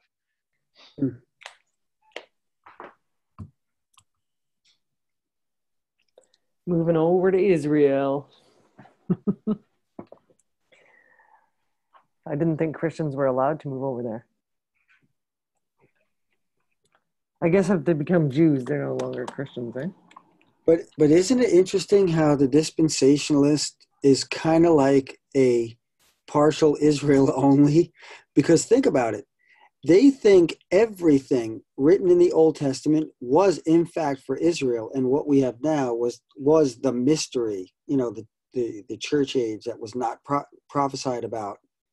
So they're Israel only in a sense, but it's at least Jesus is their Messiah, and it's not a salvation issue for them. It's only a matter of time before you come out of dispensationalism after you really start reading the Bible yourself and researching and getting on the internet, if you're really seeking. Right. But what Alan said earlier today, I agree, that there can be varying beliefs, but when it really boils down to are these people in God's hands or not? And so sometimes I ask people this that really hold strong to their theology: what saves you? Is it Christ who saves you, or is it your knowledge of who Christ is who saves you? And that's a bitter pill to ask. I think when you really get into searching, I think you feel that it's almost both. You know what I mean? That's a tricky question, though. It has to be worded properly. I wouldn't even say both. I wouldn't even say both as a free will guy, because your knowledge doesn't save you. But trusting in Christ is the catalyst, which, like Abraham believes God. Romans 4. Abraham believed God, and it was credited to him for righteousness. What does that mean? That means God sees your faith and counts it as righteousness. So your knowledge doesn't save you. It can't save you, per se. No. I'm definitely not saying that it does. But how can you have faith? Knowledge puffs up. Yes, it does. But it with really the free does. will thing, everyone's always asking, well, did Peter have free will or not when he denied Christ? And I don't ask that question. I ask, well, did the rooster have free will? Yeah, I think it's a fine line. I think you have to really stay humble before the Lord. I have free will to answer your question, Stacy.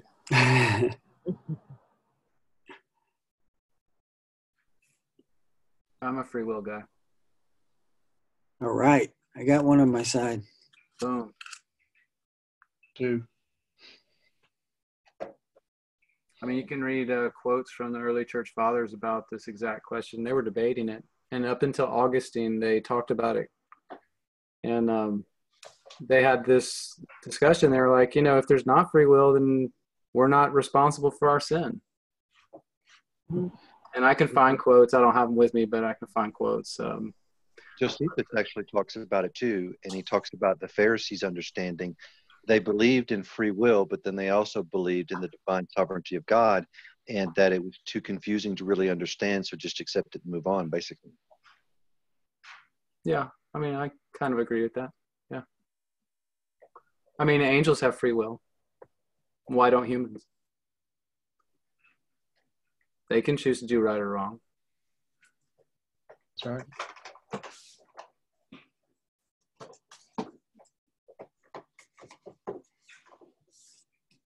Yeah, it's a debate, all right.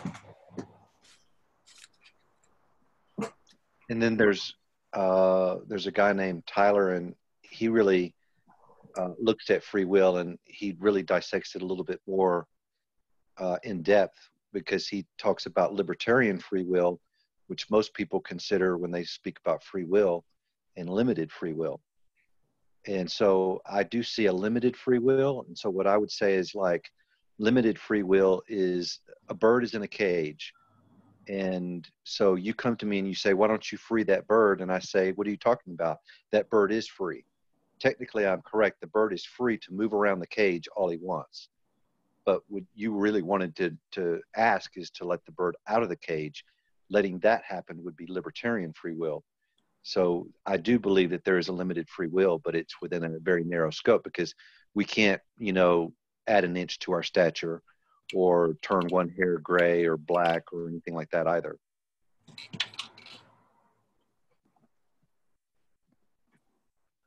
But Stacy, aren't you mixing two concepts there? Because, free will is the choice to do something that you could, or choice to do something that you didn't have to do, or not do something that you didn't have.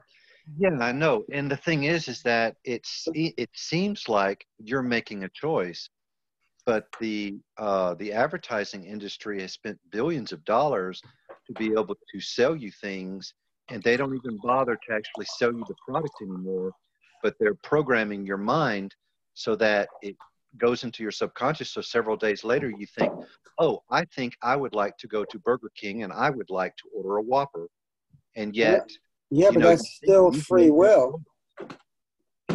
They're still making the choice, even though it was a coerced or see, they're blind. it's coerced, and it's going to manifest. Whatever you plant, that's what's going to grow. Right. So I know of a Jewish rabbi who was in this free will debate, and he said, yes, there is free will, but then when you actually go in depth to his understanding, he says that your spirit has free will, and then the spirit sort of manifests itself out into the flesh, but the flesh does not. The flesh does exactly what it's dictated to by the spirit. And it was almost like the same concept that a scientist would have of saying, well, your subconscious is the one that actually determines your decisions. And then when it surfaces up to your conscious mind, you think, oh, I thought of this. I'm going to do this. But it actually, was culminating and brewing in your psyche long before you actually made the choice. So when that light bulb comes on, it really had started long before that. Mm-hmm. So, I mean, I do see that. So, I agree with you a lot in some of that thinking, and particularly the part about the difference between what we have to deal with right now in our flesh and what it's going to be like when we're not in our bodies anymore. Because I do think at that time, all that coercion, the bondage of the flesh goes away, and it's a different ball game. I'm not saying, to me, that's not the difference between free will and not, but it is kind of a similar perspective on that. I think it changes tremendously. And we are actually allowed to exercise it in all its capacity, because I don't think after we leave the body that we have the restriction on knowledge that we have now.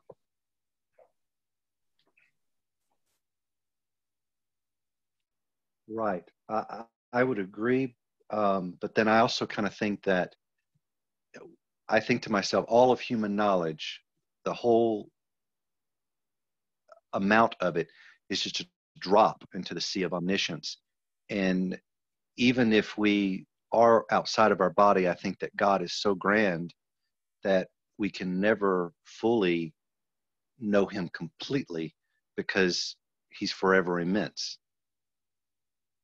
Where Paul says, eye has not seen, nor ear has heard, or things have even entered into the mind of man, the things that are in store for us. So if I can imagine, whatever I can imagine, pales in comparison to what lies before me. So, and I can imagine some pretty wild things.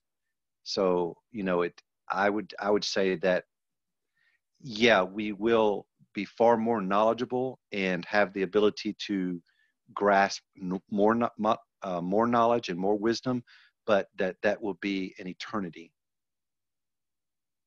Because if you really think about it, if we know everything and we know everybody and we have a conversation with everyone and we live for eternity, then we'll have the same conversation with the same individuals in an infinite amount of times. That'll get pretty boring, if that makes sense. Then your imagination isn't full enough.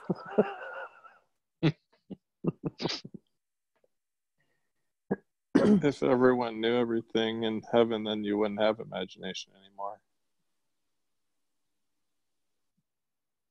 Well, I mean, I only speculate really, but I mean, if you look at, and I have looked at it for a long time, both the phenomenon of out-of-body experiences, NDEs, and people that have had spiritual experiences, that when they are out of the body, just as John says he was out of the body for certain portions of his vision, and Daniel as well, I think,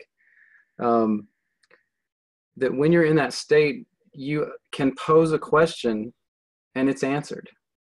It's not that you have all the knowledge, but that knowledge is available to you. And I'm not saying this is, ironclad or written in stone. That's kind of what I've seen from just an abundance of evidence for people that have had experiences where they were in the spirit. I don't know. It's interesting though. I have noticed also that dreams have their own set of logic. Because when you're in that dream, even though when you're awake and you're like, why didn't I realize this was a dream? But when you're in that dream, everything seems logical and you don't really realize it's a dream. So one of the tasks that I try to do every night when I sleep is try to realize that I'm dreaming. But dreams have their own set of logic, and some of them can be wild. But you believe it at the time because that made sense. I don't dream. You probably do. You just don't remember them. Well, I was in a car accident about 12 years ago, and I used to have lots of dreams before that, but I haven't since. That's interesting. Mm-hmm. Did you hit your head in the car accident? Okay, yeah. Gotcha. Yeah, I don't dream a whole lot either, unless if I Maybe wake up and then fall right back asleep, then sometimes I dream. What's that, Alan? Maybe you're still in the hospital, on the hospital bed. Maybe I'm dead. Isn't that wild? That's wild. This is a dream right here. Preterism is a dream. I knew it would be. It makes logical sense why you're in the dream, right? Yeah. So are we in the the third level of Inception or the fourth? Right. Yeah, the van is going over the bridge as we speak. We need to open that safe. Don't open it. Is that top still spinning?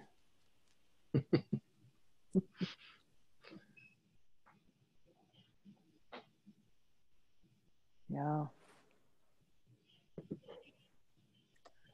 Well, I have a question I'd like to pose to the group, but I don't want to do it if we're thinking we're close on time here. What do you guys think? Just go with the flow. Go with it. Yeah, All right. Yeah, So go for it. the other day, I forced myself to watch all three of the Dan Brown movies: Da Vinci Code, Angels and Demons, and Inferno. I hadn't watched them because I knew it was probably going to just piss me off. So I never watched them, but I did a few weeks ago. And the one that concerned me was not the second or third movies, but of course the first one. And I wanted to know if you guys had done any research on those things. So here's what happened. After I saw that middle section with, Gandalf, and he's talking about the Priory of Sion and the bloodline of Christ and Mary Magdalene, all that stuff, and the little hidden treasures in, Da Vinci's, were all that garbage. I started thinking, man, I'm going to do a video on this because I'm sure I can just tear this thing apart, And what I found when I went online was that there's a just ton of information, Like I couldn't even start. I was like, this is going to take so long. I kind of just ejected. And I have the book that really all of Dan Brown's stuff was based on. It's called Holy Blood, Holy Grail by Bajent, Lee, and Lincoln. Anyway, I haven't read it, but I just didn't know if you guys had looked into this kind of theory of the Priory and the Templars and stuff and had any information on it or insight. I've looked into the Templars briefly, and it was just briefly, and I've just basically chalked it off as church myth, and not much unlike the Apocrypha Gospels, the other 20 apocalypses, different works that never really actually made it into the canon, that if you start reading those things, it sounds exactly like the Da Vinci Code in many ways. And so I just basically chalked it off as church myth. Well, it seems that as I started into it, it seemed like there was quite a bit of, I don't know if you'd call it evidence, but at least references throughout history to a thing called the Priory of Sion. And so, I started to go down the road. It felt like there was enough meat there that I could get somewhere, but I was just overwhelmed with the amount of information. So I kind of, like I said, I ejected, but I don't know. I'm not really familiar. I mean, I think I've seen some of those video or movies before, but I'm not really familiar with like the true essence of the idea of them. Yeah, well, it really concerned me because I felt strongly after watching the video. I even told my dad that I felt like I was receiving information from angels saying this was part of the reason our generation is in the state it's in regards to atheism and doubting of Christ and authority of Scripture, all those things. Because, I mean, think about it. Like, I respected Tom Hanks a long time ago. I don't anymore in any sense of the word. But, growing up with him as a kid, movies like Big and all the things he did, he established this image. And then if I was not a Christian, I went into that movie, I could see exactly how I would be totally led down the path of thinking a lot of those things were probably plausible just by watching the movie. And of course, most people aren't going to go any further than that. They're just going to say, that's pretty impressive. There's a lot of interesting stuff there. And then they'll move on, letting that doubt sink in and tear their faith away. And I have also experienced, my brother has essentially done what we call fall away from the faith. And so I know he had seen that movie and he had gone down a lot of the trails of that kind of thinking and teaching. And now he's walked kind of like a zeitgeist thing a little bit, or you're talking about what's presented in the movie? right. So the general theory thing is, the movie says Christ is not divine. He was only man in every sense of the word. And he had a special relationship with Mary Magdalene, and actually consummated, as far as had sexual relations with her. And she is essentially, in effect, the vessel, the Holy Grail, that there's no cup, that she is the cup.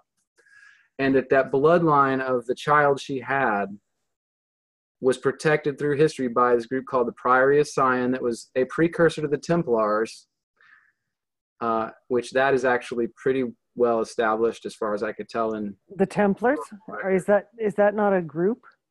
Yeah, the Templars. Yeah. Yeah. Okay. Yeah. But the Priory essentially established the Templars as a military wing of their kind of illuminated group. But that their job over the centuries was to protect this information and keep it out of public knowledge so that the Catholic Church would not be destroyed by it. That's the premise of the movie. And so it's just hard. Well, what if there was some, I mean, what if they, fabricated that to establish, some type of control?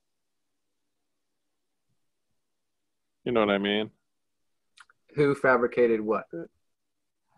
Well, I'm saying if the church decided to fabricate that to support their church instead of, full preterism or partial preterism, whatever, we're going to, go with this so we can have some type of control.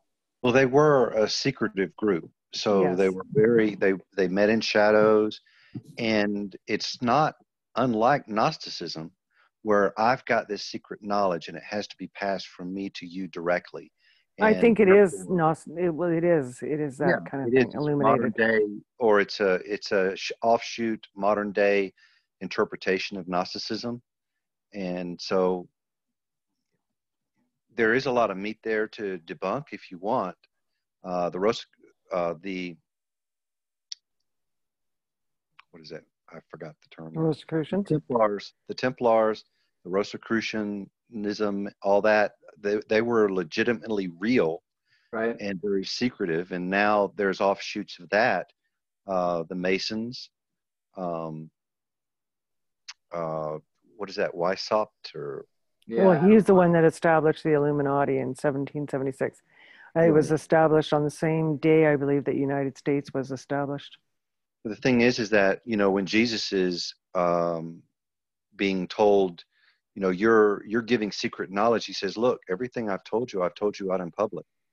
I've told you everything. I've not met in secret and told anyone anything. Mm-hmm. And that goes against the character of God, I would believe. He's got this greatest Absolutely. event in history.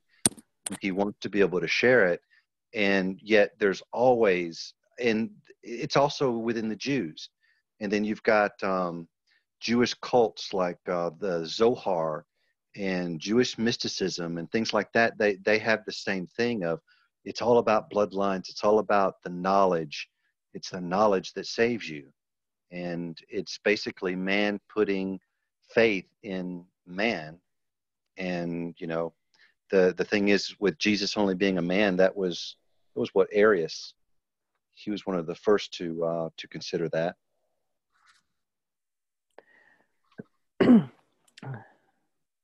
Many of them believe in the serpent seed doctrine too, as well. Right.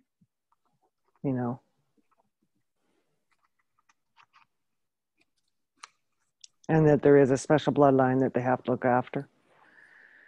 You can go down this road for a long, long time. You can go down many, many, many rabbit holes. Oh, I've gone down a lot of them. Oh yeah. And this part of it, this priory and all that, I don't have any information on. So, Yeah. And that's what I thought when I started looking. I was like, I bet I can't even find any information on this. I bet they made it up, but they didn't. There's information on it. I just. Well, the Templars were disbanded, right? They were disbanded, and what they say is that it's the Jesuits are the new Templars. Mm. Yeah, That's what they say. I don't know if that's true. I don't know. You've even got in the Catholic Church now, it's the Knights of something, the Knights Malta. of, yeah, I think, Knights of Malta. I don't know. yeah. And it's basically a lot of pomp and circumstance, no different than the Masons. And but at the same time, I'm fascinated with these different views because I've studied Masonic doctrine, and it's interesting. So what I look at is, okay, well, they believe this stuff, but what if some of this stuff is actually true, but they're interpreting it the wrong way? So some of the Masonic doctrine is very interesting because you've got these Masonic tools. You've got a compass, but what does that compass really represent? How you direct yourself in your life. You've got the thing that smooths out the rough edges. Well, what does that mean? That means smoothing out your character.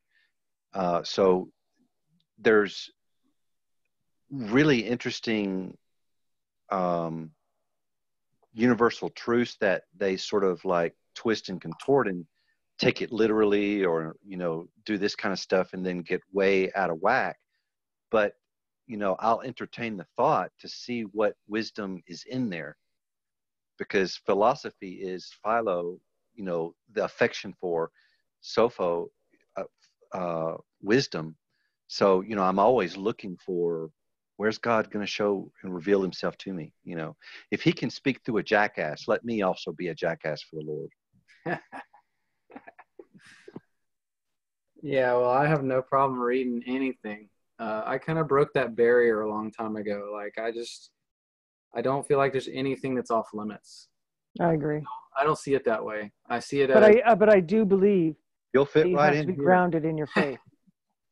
oh yeah, absolutely. I mean, that's why yeah. I can do that and feel Yeah. safe about it, right? Yeah.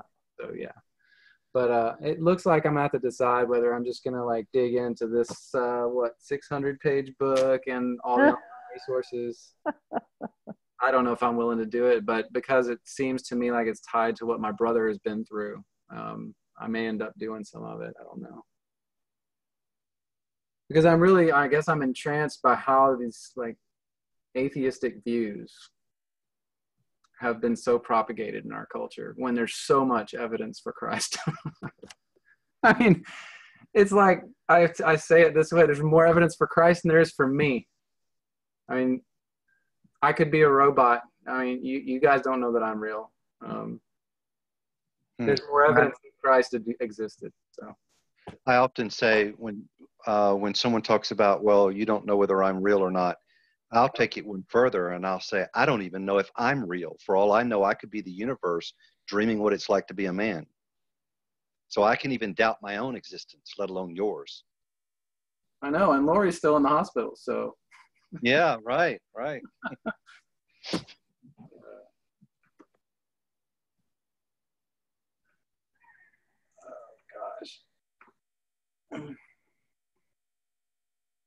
Yeah, I think that'd be cool if you did make some type of video, because I mean, really the atheist movement seems like it's a modern day thing compared to not that long ago, back to the things really changed in the 60s and 70s. But it sure is really going along nicely with the Albert Pike letter, isn't it? Word for word. I mean, it's like fashionable to be a part of the religion that hates Christians. I mean, that's what atheism is. That doesn't mean that what they believe is true, but it does but it does actually show that those who are in power are implementing these things. Oh yeah. But I don't really watch television, and I stay away from the news, because I realize that basically they're telling me what to fear and what to hate, and I don't like being told this is how I should think. So when I did that,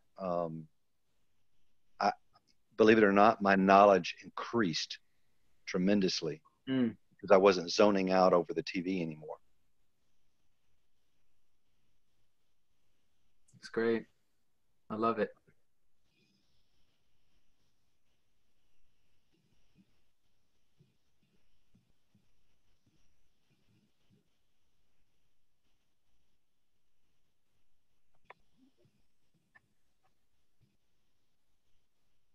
There's always someone who's willing to tell you what to think. Mm-hmm. For sure. Did we lose Albert, or is Albert still with us? One of Albert's channels left a while back, but Lori just left, and it's about midnight where I'm at, so I got to get up early in the morning too. So, but sorry I came on late, but I just got home from a Bible study. So, Yeah, good to have all the brothers and sister. mm-hmm. I called it Yeah, night myself. Yeah, it was great to have you guys. We missed Zach again, though. That's an awesome guy. So, Yeah, hopefully he's got a little one coming soon. Hopefully, so. mm-hmm. Yeah, next time when Zach's on, I'd like to see Bible Scribe, David, and Alan debate Zach on Calvinism. I'll just listen. With popcorn, huh? Right. All right. Night, brothers. Yeah, night, bros. God bless. Talk to y'all.